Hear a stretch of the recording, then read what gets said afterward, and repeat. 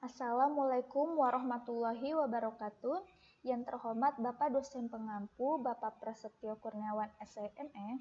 Kali ini saya akan membahas tentang sistem manajemen database dengan saya Dian Kurniasari. Langsung saja kita mulai dengan slide pertama, yaitu mengenai database atau basis data. Database atau basis data adalah kumpulan data-data yang terpadu yang disusun dan disimpan dalam satu cara sehingga memudahkan untuk dipanggil kembali. Jadi, database itu tempat penyimpanan data terdiri dari beberapa tabel, kemudian aplikasi menggunakan data pada tabel untuk dijadikan sebuah informasi. Selanjutnya yaitu database management system, yaitu suatu program komputer yang digunakan untuk memasukkan, mengubah, menghapus, memanipulasi, dan memperoleh data atau informasi dengan praktis dan efisien. Selanjutnya ada macam-macam DBMS atau database management system.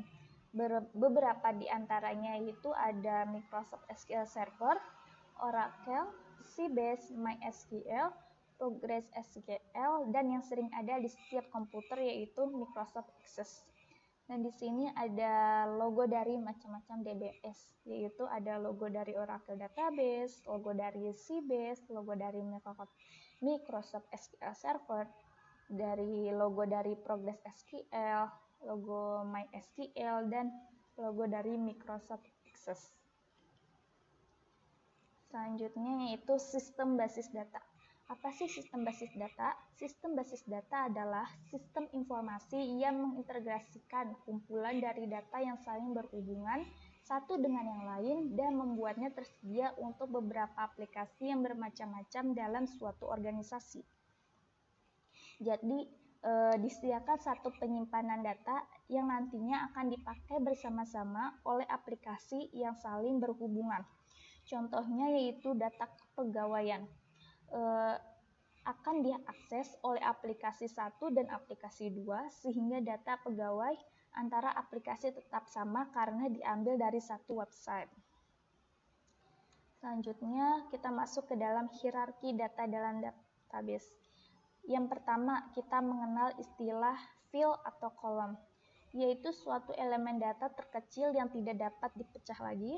Yang kedua, record atau row atau baris, yaitu sebuah gabungan elemen data yang terkait. Yang ketiga, tabel, yaitu sekumpulan data atau informasi spesifik tentang subjek tertentu yang disusun dalam bentuk kolom dan baris. Yang keempat, ada sebuah database terdiri dari beberapa tabel.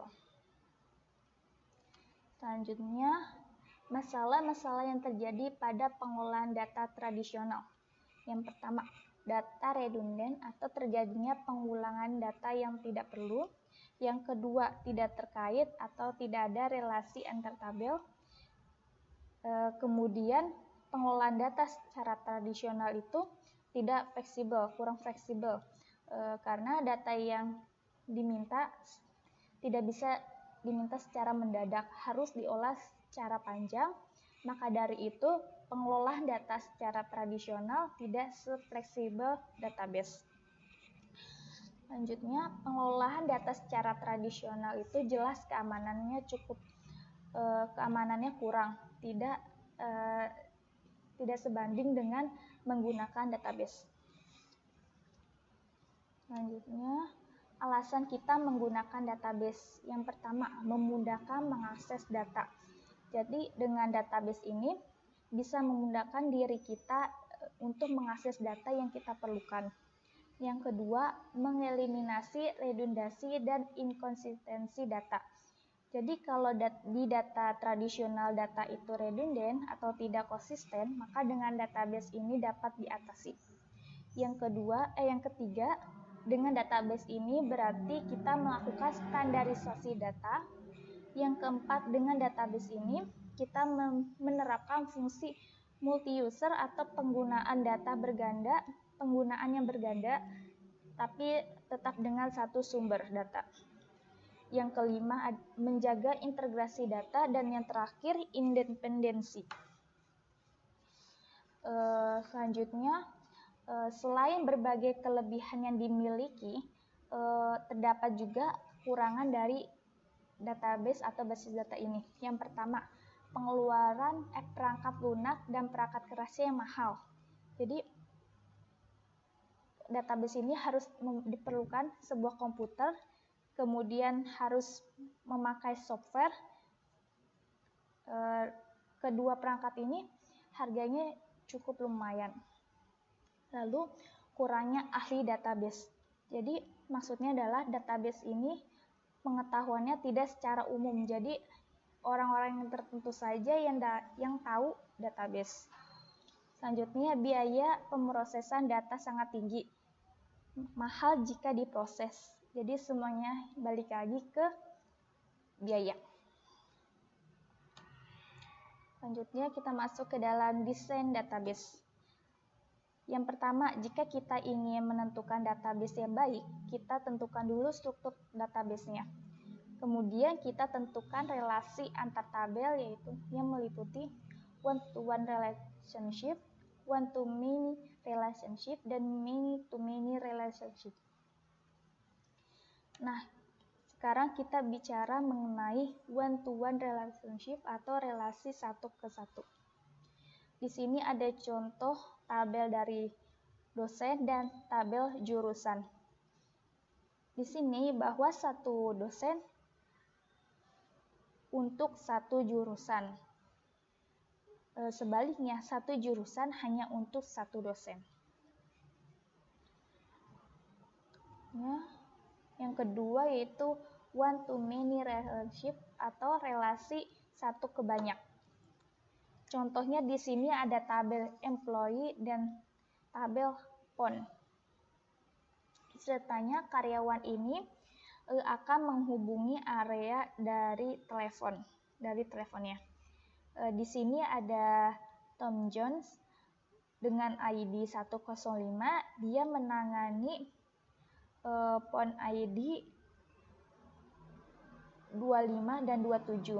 Terlihat di sini yang phone ID 25 kode area 613 dilayani oleh employee ID 105 yaitu Tom Jones. Kemudian dia juga di phone ID 27 dengan kode area 437 sama dilayani oleh employee ID 105 yaitu Tom Jones. Jadi artinya Tom Jones ini dapat dua tugas atau dua pasangan di kode area teleponnya. Nah, sekarang kita membahas tentang one-to-one relationship atau relasi satu ke banyak. Contohnya di sini ada tabel dosen dan tabel jurusan. Bahwasanya satu dosen hanya untuk satu jurusan, ataupun sebaliknya satu jurusan hanya boleh untuk satu dosen. Yang kedua ada one-to-many relationship atau relasi satu ke banyak. Contohnya di sini ada tabel employee atau karyawan dan tabel phone atau target. Ceritanya karyawan ini akan menghubungi area dari teleponnya. Di sini ada Tom Jones dengan employee dengan ID-nya yaitu 105. Dia menangani phone ID nomor 25 dan 27. Terlihat di sini yang phone ID-nya 25 kode area 613 dilayani oleh employee ID 105 yaitu Tom Jones. Kemudian dia tugas juga di phone ID 27 kode area 437, employee ID-nya sama 105 yaitu Tom Jones. Artinya Tom Jones ini dapat dua tugas atau dua pekerjaan di kode area teleponnya. Selanjutnya yang ketiga yaitu many-to-many relationship atau relasi banyak ke banyak. Di sini ada tabel bantu untuk menghubungkan banyak employee dengan banyak project. Jadi, banyak employee bisa berpasangan dengan banyak project. Di sini misalnya employee John Smith mengerjakan project 356-nya itu magazine. Kemudian John Smith juga mengerjakan project 92, tapi tidak terlihat ya. Artinya satu orang employee bisa mengerjakan banyak project. Ataupun sebaliknya, banyak project bisa dikerjakan oleh banyak orang. Kemudian di sini ada contoh dari data kepegawaian. Aplikasi ini dibuat di database. Kemudian aplikasi menarik data yang akhirnya dijadikan sebuah informasi. Nah, aplikasi kepegawaian ini adalah sebuah informasi. Lanjut ke dalam perintah untuk mengelola dan mengorganisasikan data. Pengoperasian database terdiri dari dua, yakni ada data definition language dan data manipulation language. Kita akan membahasnya di slide selanjutnya, yaitu data definition language atau DDL, yang bisa disingkat DDL. DDL adalah perintah yang digunakan untuk mengoperasi pada database. Nah, selanjutnya kita membahas tentang perintah untuk mengolah dan mengorganisasikan data. Pengoperasian database dibagi menjadi dua, yakni data definition language atau data manipulation language. Nah, kita akan membahas di slide selanjutnya. Data definition language atau yang disingkat DDL, yaitu perintah yang digunakan untuk operasi data pada database, yaitu tabel dan strukturnya, yang meliputi membuat tabel, mengubah tabelnya itu bisa strukturnya atau kolomnya, lalu kemudian dan menghapus tabel. Perintah DDL ini dibagi menjadi 3, yaitu create, alter, dan drop. Create itu membuat tabel, alter itu mengubah struktur tabel, dan drop menghapus tabel. Selanjutnya, data manipulation language atau yang disingkat DML, yaitu perintah yang digunakan untuk operasi manajemen data yang ada pada tabel. Yang dikerjakan dalam DML ini adalah datanya itu bisa diisi dengan data yang baru, data yang ada bisa diubah, data yang ada bisa dilihat atau diambil, data yang ada juga bisa dihapus.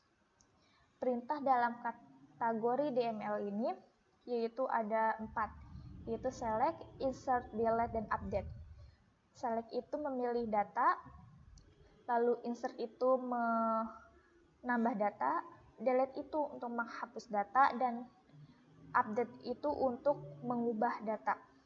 Jadi intinya DML itu data yang ada pada tabelnya.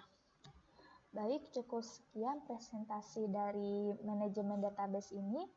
Kurang lebihnya mohon maaf. Wabillahi taufiq wal hidayah. Wassalamualaikum warahmatullahi wabarakatuh.